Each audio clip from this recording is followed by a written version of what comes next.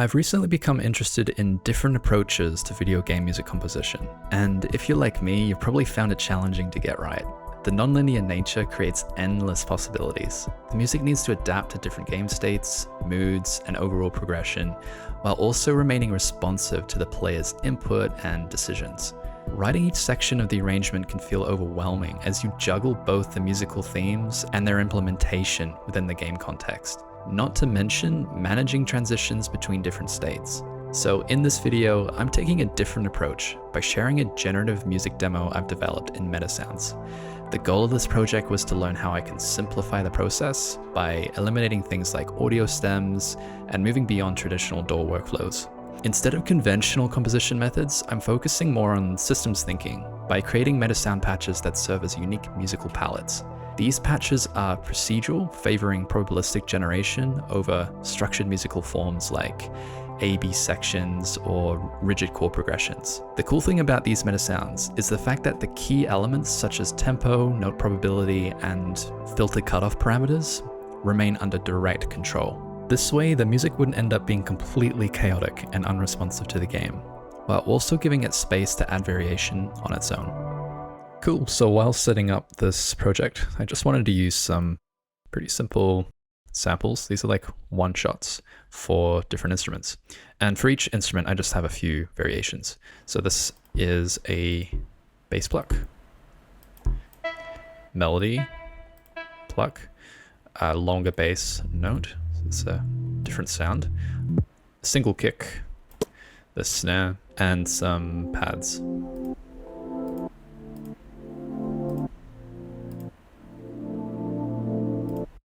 Cool. To get started, I'll show you this patch first. This patch has 4 different sounds: the kick, the snare, the bass pluck instrument, and a melody instrument. So let's check this out.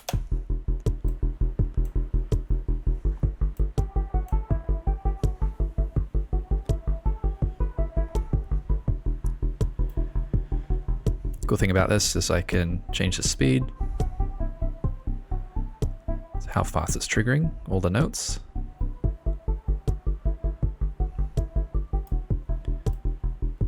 Do things like randomize the snare.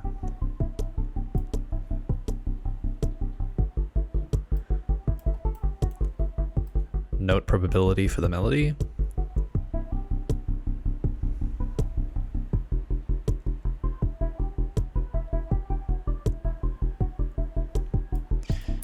But in order to show you how I've set this up, we'll need to go right back to the start, because all of these are referencing other MetaSounds.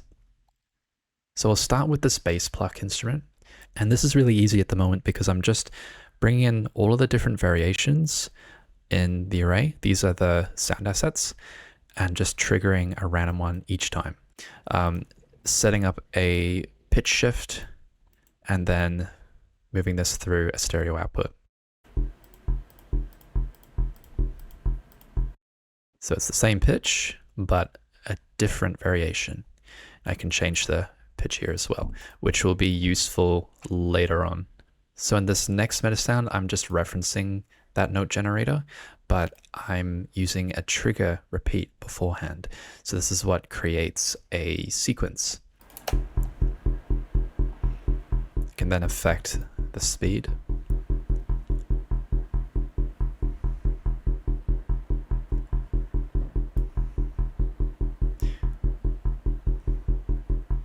And I still have the pitch shift as well. The important thing here is I wanted to expose new inputs and outputs because I need to find a way to change the pitch over time. And so I can do that with these triggers and changing the reset of this counter as well. Going back to this MetaSound that I showed you earlier, I'm now referencing the bass sequence, but in this context, I'm changing the pitch once the counter in the sequence is reset. And at the same time, I'm also changing the length of the sequence here. So I have these values for how long I want the sequence to last for every new pitch that is created. And these are being sent through to the reset count, which is the number of triggers that needs to be passed through before this counter is reset. So let's hear this in action. Oh, I'll just turn off the beat.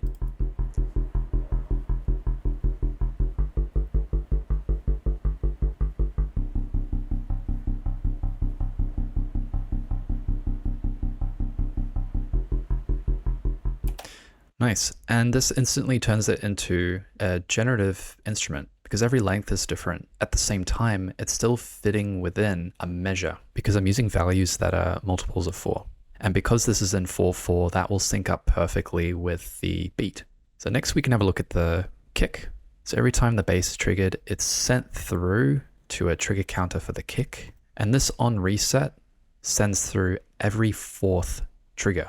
And this trigger once is just to make sure that it's actually starting on beat 1, and this on reset is just recurring after that. To create a random kick, I'm using a filter, and on tails, which at the moment is just a 10% probability, it will reactivate this trigger once node. And this could be on any 16th note, which is synced with the bass pluck.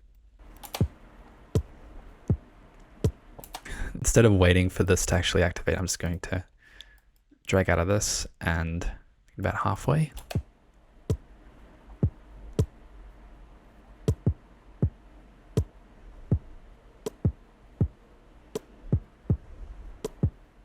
Yeah, so it's still in time, but it's just adding a few extra kicks every so often. For the snare, I'm doing exactly the same thing, resetting this trigger once node. So if I play around with both of these, it should create a pretty wonky beat.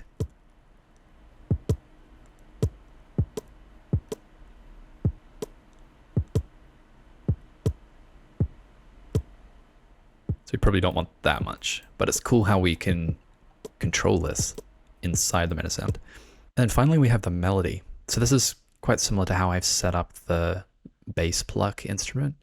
I'm just getting the notes within an array. This time it's 3, and creating a pitch shift input, filters with a variable cutoff, and a gain. So we're just hearing different samples each time. And for the next one, I need to set up the pitch. So this is going over to the sequence. And for this, again, I'm just using a trigger repeat, but I'm setting up the pitch a little bit differently. For this instrument, I wanted more of a repetitive melodic sequence with some slight changes in the pitch. So when it's going through all of these values, it's being sent through to the pitch, and we can hear this just on its own. It's just repeating the same pattern. But the values in the sequence are being affected by these random pitches that I've set up. So how this works is it's getting a random pitch every time this is triggered, and the counter is, looks like every 3 notes.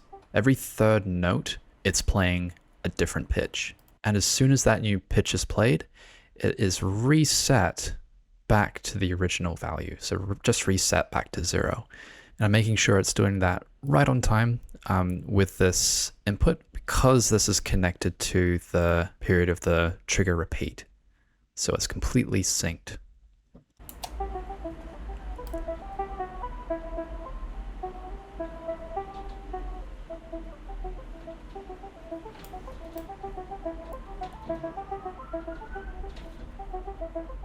Cool. And the last thing is just this low frequency noise, which is kind of just like a random LFO affecting the cutoff. And to set up this on finished, I have this trigger delay that's connected with this time input. This is an ambient patch that I created, and this is just 2 instruments, a bass and a melody. And we're going to start with the melody. We're going to go all the way back to the beginning of triggering the sound. So it'll be this one here. So all I'm doing is triggering a random note within this array. And these are the different variations that I added in for this instrument. So just 3 different samples. And after this, I'm also triggering a random note within the scale. And this is a minor pentatonic scale. After this, I'm playing the sound and I'm applying a filter with an input, so this can be controlled later on, as well as a gain. And that's it. So every time I hit play, you'll hear a different note.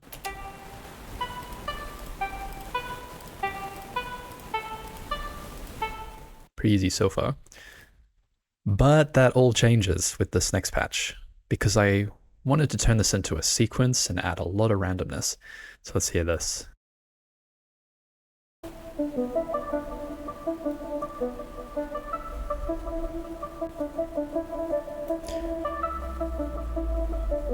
So you got a trigger repeat, just triggering on and on. So everything that I added here is just feeding into this one note generator that I showed you before. And again, creating an output, this time with a random panner.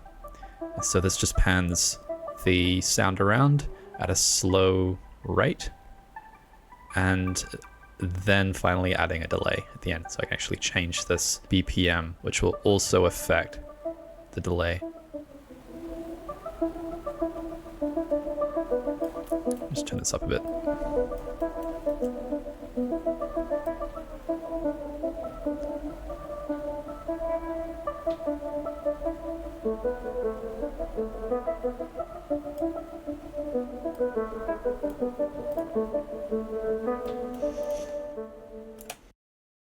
Cool.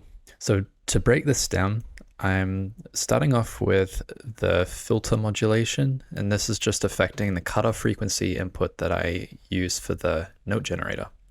It's all random as well, of course, with a low frequency noise module modulating an LFO, this time just changing the max value. Next here is an ADSR, but it's for the filter.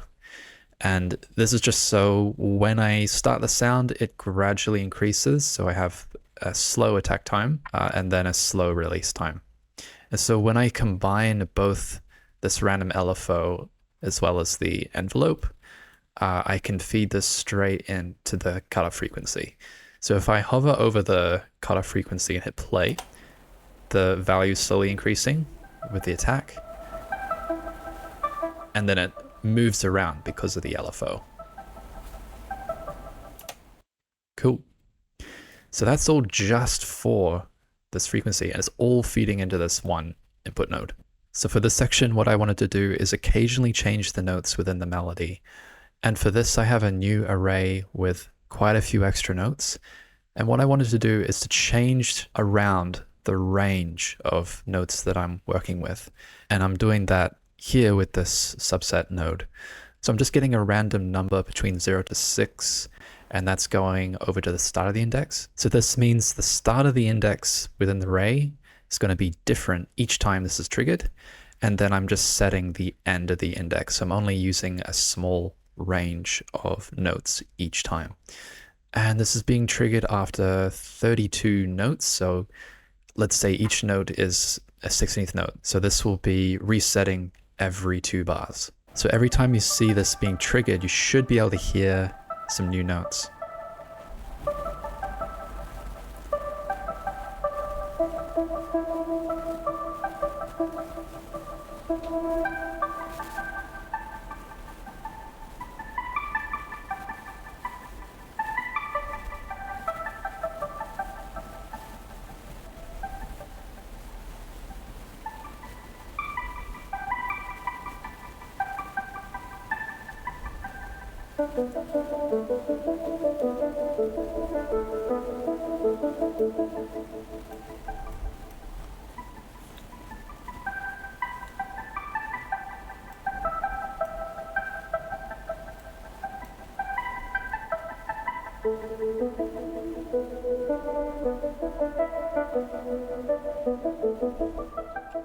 The reason why I wanted to do this is so I wanted the melody to somehow interact with the other bass instrument that we'll see later by just making some variation every bar or 2 bars at a time.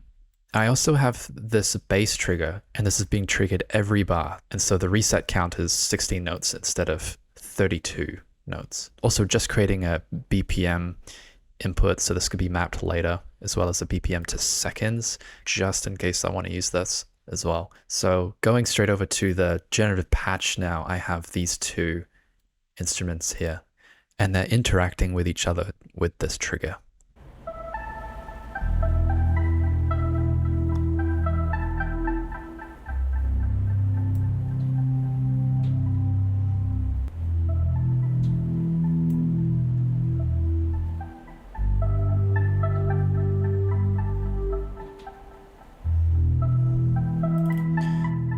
I think the space patch is pretty easy.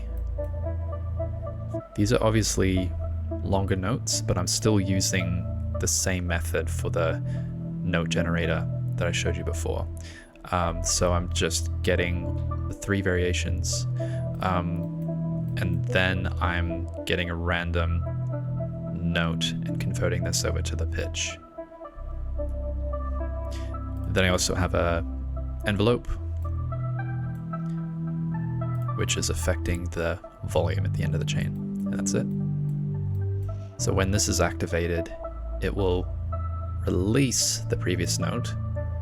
So that's fading out the previous note and then triggering the new note, which fades in. And so this creates like a smooth crossfade effect. Took me a little while to figure that out. Yep, so going back here, I can change the BPM, and this will affect both instruments.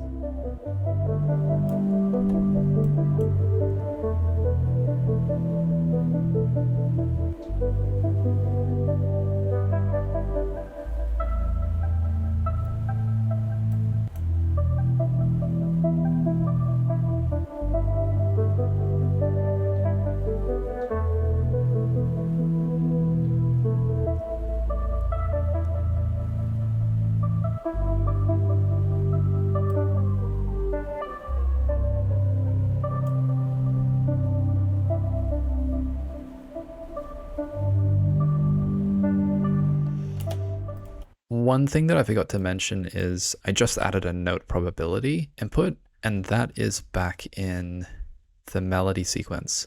Here we go, random trigger. I'm just using a standard filter here, heads or tails, and then this is the note probability. And so if I map this, should be able to hear the changes. There we go. Speed it up.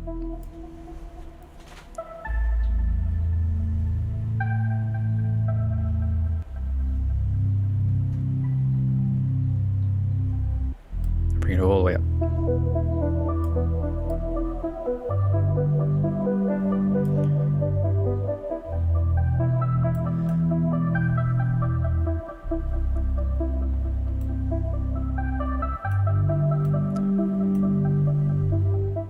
Cool.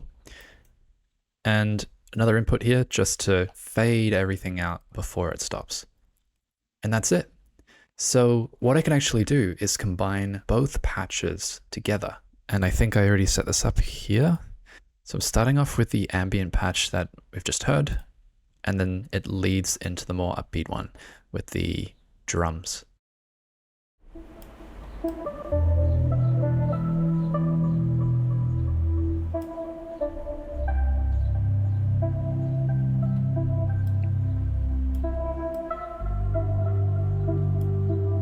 Cool.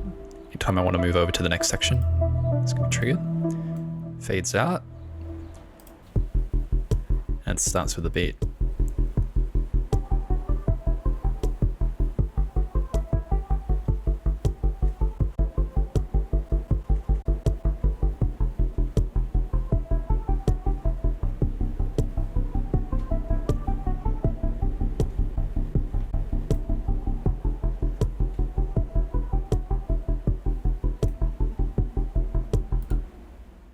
And there you have it, a different approach to game music that breaks away from traditional linear composition, By using MetaSounds to create these generative systems, we can focus more on designing musical behaviors rather than writing specific arrangements.